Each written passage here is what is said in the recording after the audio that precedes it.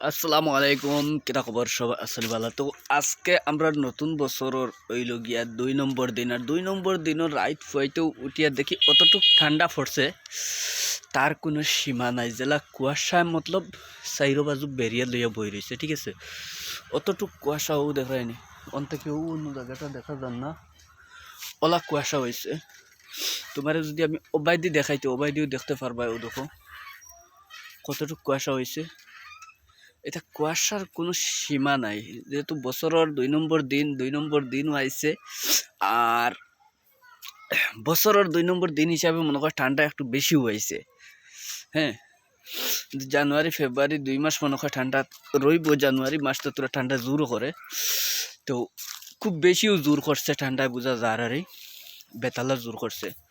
আর এমনভাবে জোর করছে তার কোনো সীমা নাই। যে কুয়া এটা মাত্র অন্তাকে অন্য মানুষ দেখার কোনো উপায় নাই।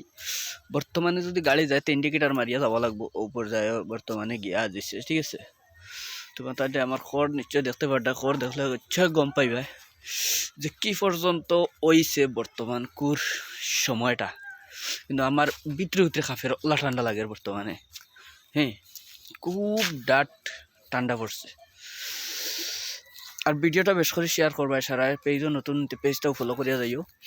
আর দোয়া রইল নতুন নতুন আপডেট দিবার খুশি করমু ইনশাআল্লাহ।